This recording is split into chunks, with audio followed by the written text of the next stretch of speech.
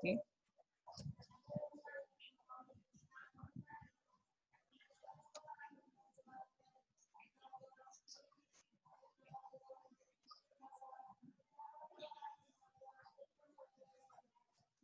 Topik yang akan kita bahas pada malam ini adalah pendahuluan, mencakup metabolisme dan fisiologis. Kemudian bagaimana menentukan metabolisme total, jadi konsep metabolisme terlebih dahulu kita akan perkenalkan. Selanjutnya beban kerja secara fisiologis, mencakup energi ekspenditur, kemudian pengertian beban kerja sendiri, serta pengukuran beban kerja, lalu kelelahan dan waktu istirahat, bagaimana kita menentukan waktu istirahat, dan definisi dari kelelahan itu sendiri.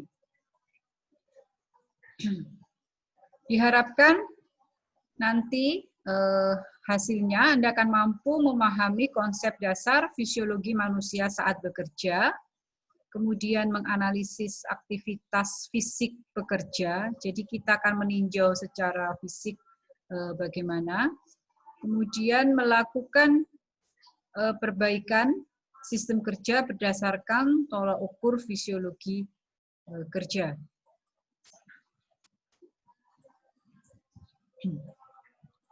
Oke.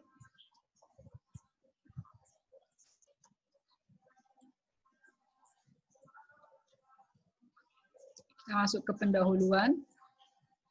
Jadi begini, pengaruh pekerjaan terhadap suatu manusia dalam suatu sistem kerja, itu pekerjaan akan berpengaruh pertama terhadap kecepatan kriteria faal ya, yang mencakup bagaimana pekerjaan itu akan mempengaruhi denyut jantung, konsumsi oksigen, tekanan darah, tingkat penguapan, kemudian temperatur, komposisi kimiawi dalam darah dan air seni. Kemudian pekerjaan juga berpengaruh terhadap kriteria kejiwaan, kejenuhan, misalkan kejenuhan, kemudian emosinya, lalu sikap, dan lain-lain. Kemudian ada kriteria hasil kerja berdasarkan dari output produk yang dihasilkan. Kita mereview kembali pengukuran performansi sistem kerja pada saat membahas pengukuran dengan waktu baku. Nah, waktu itu kriteria, suatu sistem kerja kita memberikan suatu kriteria bahwa suatu performansi kerja dikatakan baik, itu berdasarkan pertama salah satunya adalah waktu singkat. Ini yang sudah kita bahas di pertemuan sebelumnya.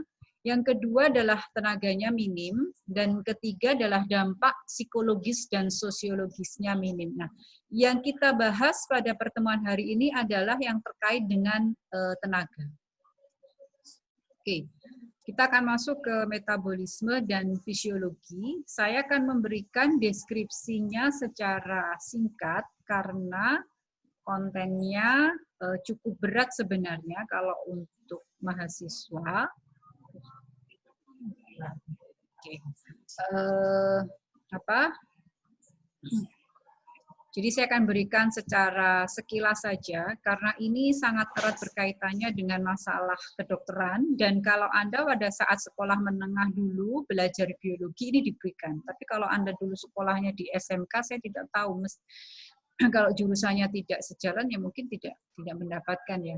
Jadi begini, konsep pembakaran energi pada manusia versus mesin itu hampir mirip. Ya, jadi kalau mesin pada tubuh manusia, kita ibaratkan tubuh manusia itu satu mesin, itu nanti akan melibatkan proses metabolisme yang kompleks, yang memiliki kesamaan dengan proses pembakaran bahan bakar pada mesin. Jadi proses suatu motor atau mobil itu bisa berjalan, itu sedikit itu meniru adalah proses tubuh manusia yang dia juga bisa menghasilkan energi, tapi proses dalam tubuh manusia itu jauh lebih kompleks ya, memang kebesaran Allah di situ. Nah, aktivitas mesin pada tubuh manusia ini akan menghasilkan energi, yang untuk memindahkan part atau bagian, kemudian juga membutuhkan bahan bakar dan oksigen untuk memprosesnya, serta menghasilkan panas dan produk sampingan lainnya. Oke.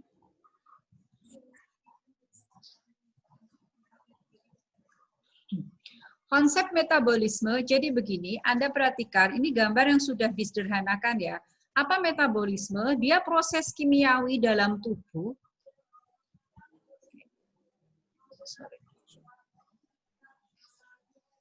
Penyusunan atau penguraian dalam suatu zat tertentu agar dapat mudah terserap tubuh. Gampangnya begini, oksigen masuk ke dalam tubuh, kemudian makanan, minuman masuk ke dalam tubuh, jalurnya berbeda ya. Makanan masuk ke jalur pencernaan, kemudian dicerna, masuk ke dalam hati, lalu ini ada proses metabolisme di sini. Nah, kemudian oksigen dia masuk ke paru-paru dan sebagainya. Jadi ini proses apa? Proses kimiawi yang bagaimana input yang masuk ke dalam tubuh manusia itu akan melibatkan suatu proses kimiawi yaitu metabolisme sehingga nanti keluar itu bisa menjadi energi yang akan kita gunakan untuk beraktivitas dan juga akan menghasilkan di sini CO2 atau karbon dioksida, air serta panas.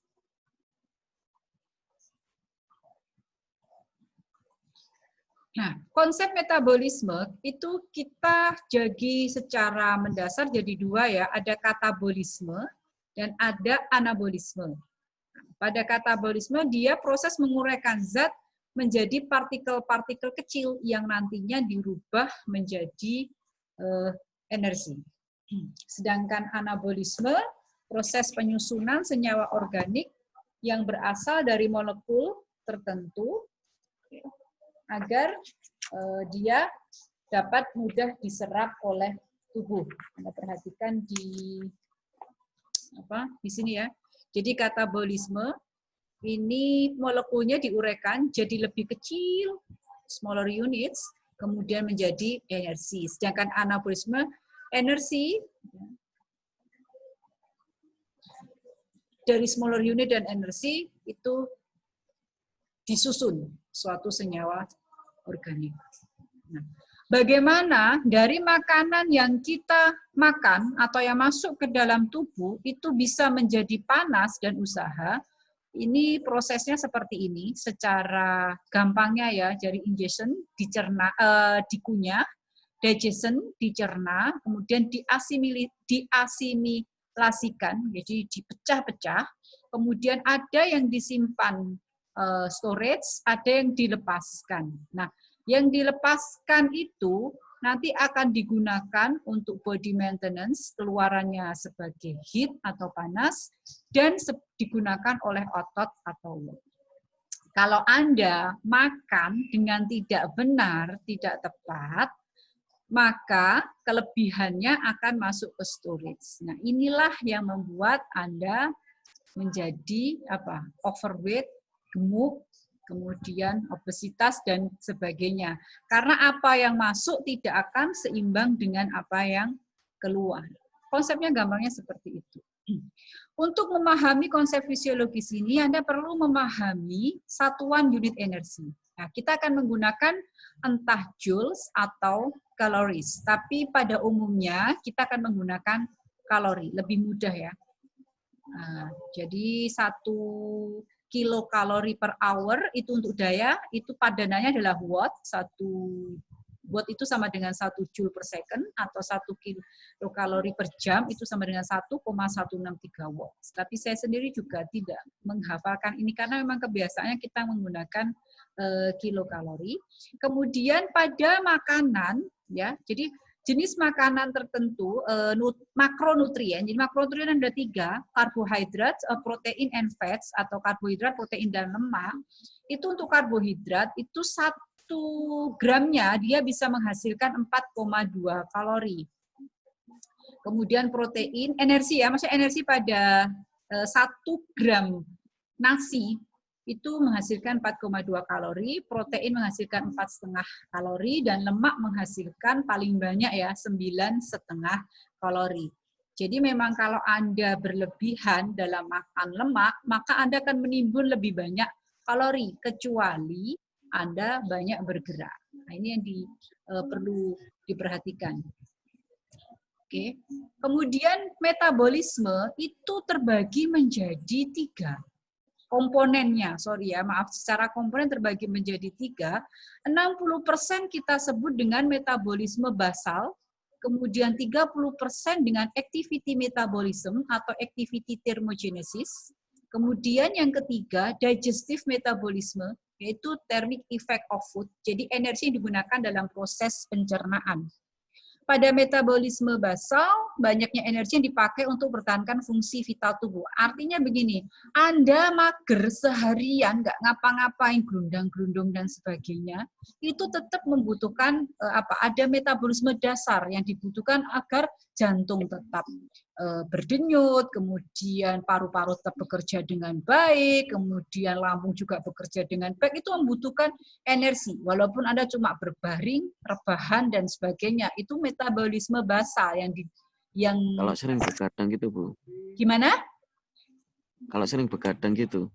Kalau begadang, kalau tidak banyak gerak, ya juga tidak akan menghabiskan banyak energi. Hanya sedikit. Nanti akan ada tabel tentang energi yang dihabiskan kalau Anda melakukan aktivitas tertentu. Nah, nanti akan masuk ke situ ya, oke. Kemudian ada activity metabolism. Nah, ini yang berhubungan dengan aktivitas fisik seperti olahraga dan kerja manual. Dan ini nanti dibagi 2 menjadi physical activity dan needs non-exercise associated thermogenesis. Physical activity, berlari, aktivitas fisik lah, aktivitas fisik ya. Aktivitas fisik ini tidak selalu berarti olahraga, bukan ya. Jadi Anda ngepel, nyapu, kemudian nyuci baju, berjalan, lalu nyuci mobil, pokoknya semua yang melibatkan kegiatan fisik kita sebut dengan physical activity. Ini wajib ya, ini memang untuk dalam sehari-hari kita yang perlu banyak aktivitas fisik. Kalau aktivitas fisik yang domestik sehari-hari itu dirasakan kurang, maka kita menambahkan dengan exercise. Saya ralat, sorry. Walaupun kita sudah melakukan aktivitas fisik secara banyak, tetap kita memerlukan aktivitas fisik dalam bentuk olahraga atau exercise. Jadi nggak ada ceritanya kalau ibu-ibu yang dia merasa sudah, Anda yang belum ibu-ibu mungkin nggak ngerasa, yang sudah merasa sudah banyak ngepel, banyak nyapu, ngurusin Anda dan sebagainya, kok dia tidak kurus-kurus, misalkan seperti itu alasannya kan, padahal sudah banyak naik turun tangga dan sebagainya, itu berarti aktivitasnya memang seharusnya ditambah dengan olahraga atau exercise. Dan exercise ini semua usia itu membutuhkan, sampai dia manula atau dia tidak bisa beraktivitas lagi membutuhkan. Kemudian need atau non-exercise associated thermogenesis.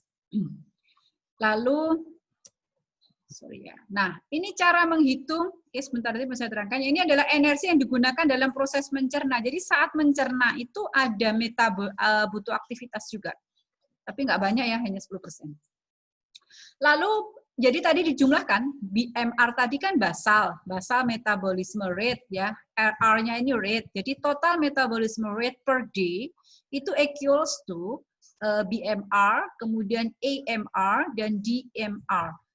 Basal, kemudian activity, dan kemudian digestive. Nah, ini kita akan menghitung-hitungan. Okay. Berdasarkan apa yang mempengaruhi BMR? Nah, BMR berdasarkan berat badan, jenis kelamin, usia, ras, dan persentase lemak. Okay. Untuk laki-laki usia 20 tahun, BMR-nya umumnya 1 kilokalori per jam. Nanti kalau Anda menemukan H di sini atau H, itu artinya jam ya. Jadi Kitsarna ini saya ambil dari buku textbook bahasa Inggris, jadi tidak saya convert ke Indonesia, jadi saya tetap menggunakan satuan asing, kilokalori per hours, kemudian atau nanti kalau D berarti D daily.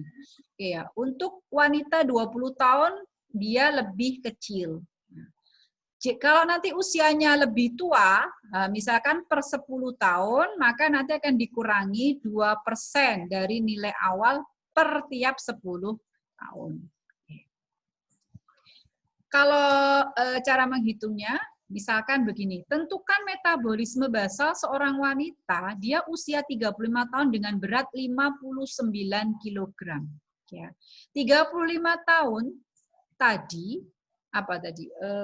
Sebentar, saya coba pakai ya.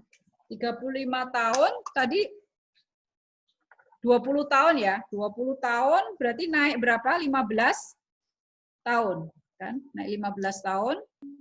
Berarti ada peningkatan berapa? 2%. 2%. Peningkatannya kan 1,5 ya. 1,5 15 tahun kan? Nah, 15 tahun itu per dekade bagi 10, berarti kan 1,5. 1,5 dikalikan 2%. Jadi perlu dikoreksi sehingga menghasilkan 0,03. Oke, bisa menghasilkan 0,03 ini.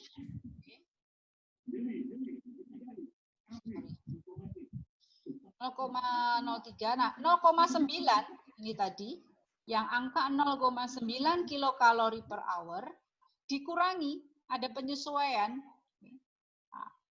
1, ya, karena dikalikan dengan 1 dikurangi 0,03, sehingga jadi 0,873 kilokalori per hour per kilogram berat badan. Sehingga untuk wanita yang usianya 35 tahun dengan berat 50. Kurang keras suaranya, Bu. Kurang keras? Halo? Iya, ini udah keras, Bu. Sudah, oke. Nah, Ya, untuk ini berat sudah, 59,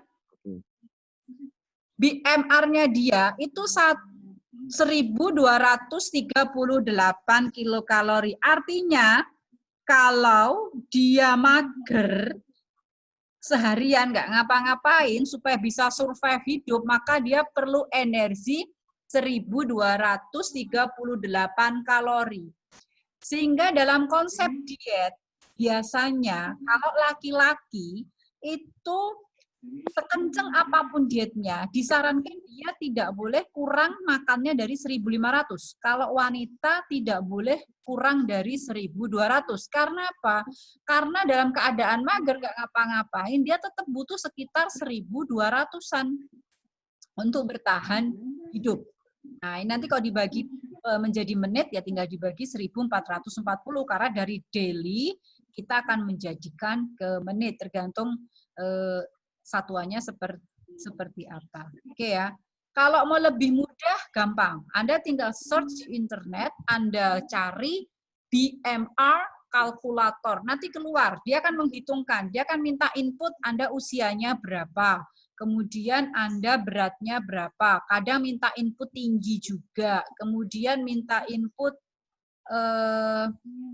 biasanya tinggi, berat, usia, lalu aktivitas. Jadi sehari-hari aktivitas Anda itu banyak gerak atau tidak. Tapi kalaupun tidak diisi, juga nanti akan ketemu BMR-nya. Di situ akan dihitungkan basal metabolisme rate-nya berapa, kemudian kebutuhan Anda untuk sehari-hari berapa, untuk tingkat aktivitas yang Anda perlukan. Kalau nggak mau susah-susah, untuk diri Anda sendiri bisa cari di web kalkulator. Dulu saat saya awal diet, nah, ini informasi ya buat Anda. 3 tahun yang lalu saya start diet.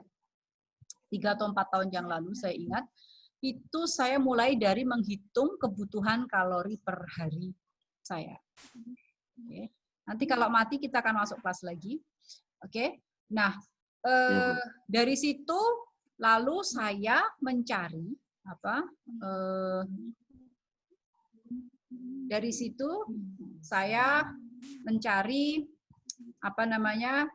setelah menghitung kebutuhan kalori saya per hari, selanjutnya saya mengkalkulasi makanan yang masuk ke dalam tubuh saya, itu yang saya makan sehari-hari berapa kalori. Lalu saya compare, saya bandingkan.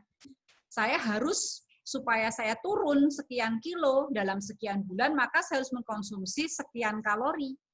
Nah, caranya bagaimana supaya defisit? Maka saya mengurangi kalori yang masuk dan saya memperbanyak yang keluar. Berarti saya diet, kemudian mengkontrol makanan, dan saya melakukan aktivitas fisik lebih banyak. Dan berhasil, jadi sekitar dalam waktu berapa?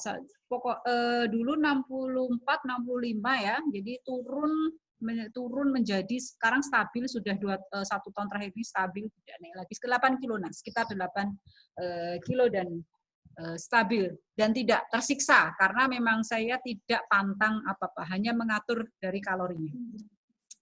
Oke, lanjut ke slide berikutnya.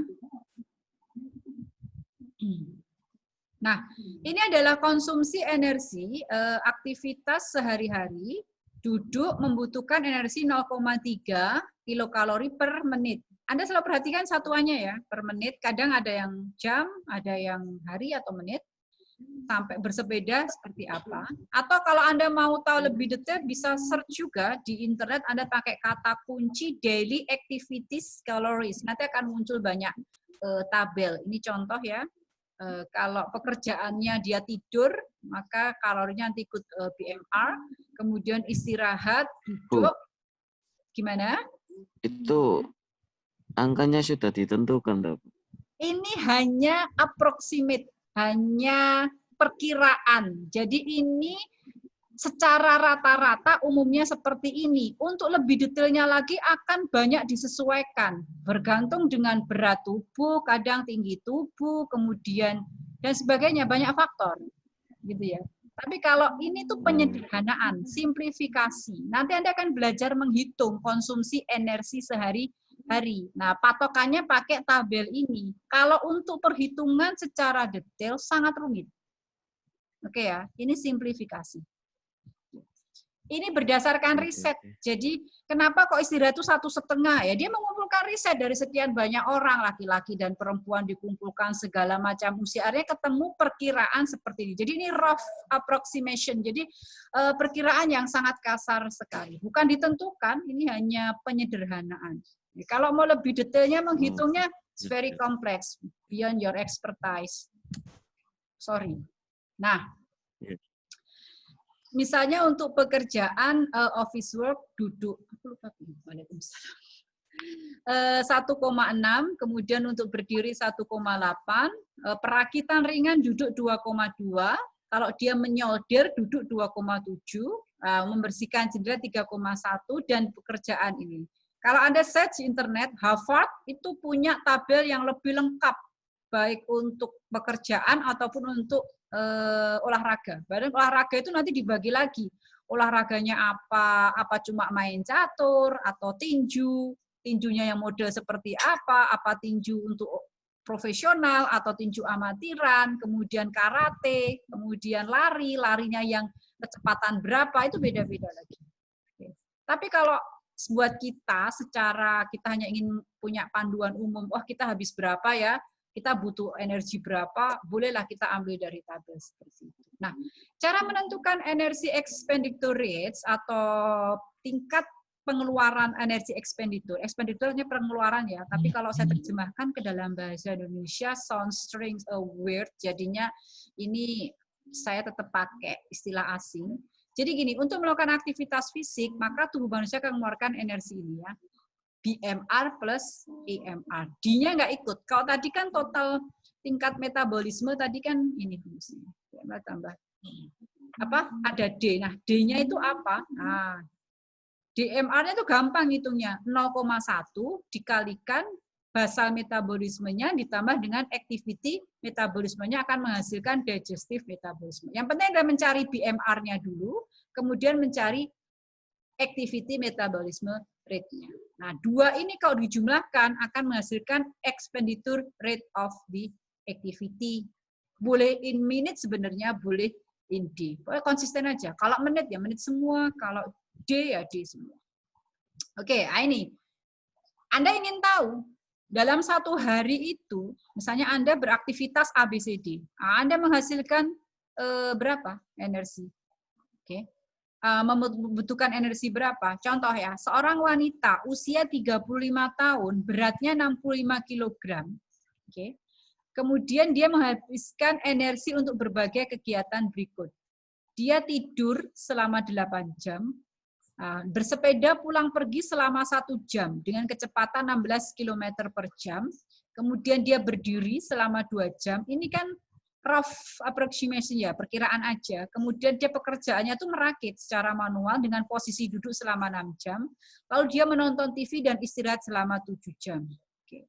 Lalu disuruh menentukan berapa tingkat metabolismenya selama 24 jam. Ingat ya, nilai dalam tabel 2, 3, 4 yang tadi, oke, yang ini, tabel-tabel tadi, tabel 2, 3, 4, itu berlaku untuk orang yang beratnya berapa? 72 kg atau 160 pounds. Nanti kalau beratnya 65 kg berarti ada adjustment. Sedangkan kasus di atas orang yang ditinjau berbeda. Kita melakukan adjustment dengan mengalihkan nilai expenditure rate-nya dari tabel tadi kita kalikan dengan rasio W bagi 72. Jadi kalau 65 kg kita akan kalikan dengan rasio 65 dibagi 72. Nanti kalau dalam pound beda lagi ya. Karena kita orang Indonesia, kita menggunakan metrik satuannya. Oke, tadi aktivitasnya kita breakdown ya, tidur, bersepeda, berdiri, merakit, duduk, dan aktivitas lain. Ini rough activity, hanya perkiraan kasar aja ya. Waktunya berapa? Ingat tadi dalam jam, konversi dalam menit, karena kita mau menyeragamkan semua ke dalam menit. Oke, nah tidurnya 480 menit, IR-nya ambil dari sebelumnya, kemudian bersepeda 60, kita ambil dari 5,2, jadi 5,2 itu 5,2 lihat tadi di tabel, kita cek ke tabel sebelumnya, dia bersepeda, ini ya, bersepeda, mana, ini jalan, nggak ada bersepeda di sini. Oke, ini ya 5,2. Oke. Nah, Anda tinggal cek ke tabel-tabel sebelumnya. Oke. Kemudian dikalikan dengan pembobotan ya, 65 bagi 72 sama dengan 0,9, 282, berdiri dan sebagainya, lalu dijumlahkan. Nah, dijumlahkan, akhirnya ketemu 2217. Nah, untuk jangan lupa, ini kan energi expenditure-nya. Tambahkan, karena ditanyakan total metabolismenya, tambahkan digestive metabolism rate-nya 0,1 dikalikan 2217. Sehingga kebutuhan kalori dia per hari 2.500 kalori. Nah, kalau mau diet, balik lagi ke diet ya. Kalau mau Anda diet ya nanti konsumsi makannya jangan lebih dari 2.438 kilokalori. Tapi ingat dia ini aktivitas fisiknya cukup berat. Dia merakit dia bersepeda ini sudah lumayan ini. Oke, saya close, saya akan masuk lagi sebentar lagi. Karena waktunya sudah habis. Saya akan masuk sekitar 10 menit lagi ya.